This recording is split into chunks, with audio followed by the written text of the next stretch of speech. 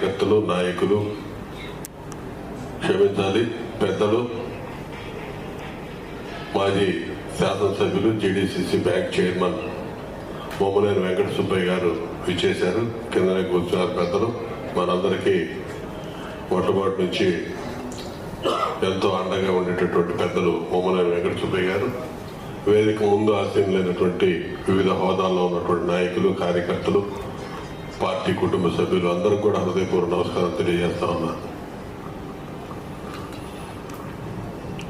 ఈ సమావేశం యొక్క ఉద్దేశం వేదిక మీద ఉన్న పెద్దలందరూ చెప్పారు.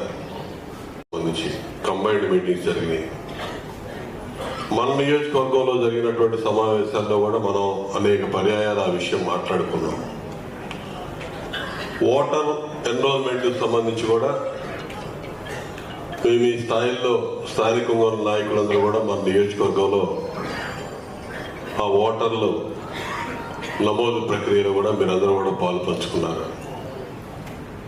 ఇప్పుడు దాదాపు ఒక 3-4 నెలల నుంచి ఈ ప్రక్రియ కొనసాగుతూ ఉంది.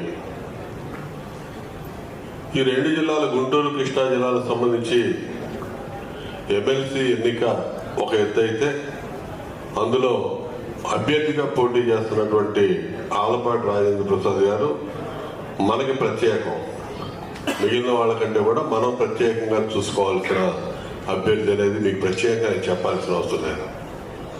ఎందుకంటే ఆలపాటి రాజేంద్ర ప్రసాద్ గారి గెలుపు అనేది నా దృష్టిలో నల్లేరు మీద నడక సామెతే, ఈజీగా నడిచింది. కానీ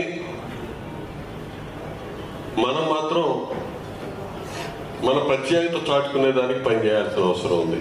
ముఖ్యంగా వేమూరు, తెనాలి నియోజకవర్గం, గుంటూరు అర్బన్ ప్రత్యేకంగా మేము దృష్టి పెట్టాలని చెప్పి మేమందరం కూడా మాట్లాడుకున్నాం. కొంతమంది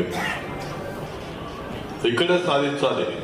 దాదాపు 100-70-80% ఓట్లు అనేవి కంప్లీట్గా అనేక రకాలుగా 5 ఏళ్లు సేవలు అందించి కూటమి పార్టీల ఐక్యత విషయంలో మరి ఆయన తెనాలి నియోజకవర్గం నుంచి పోటీ నుంచి కూడా తప్పుకొని త్యాగం చేసినటువంటి పరిస్థితి మీ అందరికీ తెలుసు. చంద్రబాబు నాయుడు గారి ఆదేశాలతో ఇక్కడ జనసేన పార్టీ అభ్యర్థికి కేటాయిస్తే మరి వారు ఏ విధంగా పెద్దరికంగా గౌరవప్రదంగా వ్యవహరించి పార్టీ గెలుపు కోసం ఏ విధంగా పనిచేస్తాడో మీకు తెలుసు.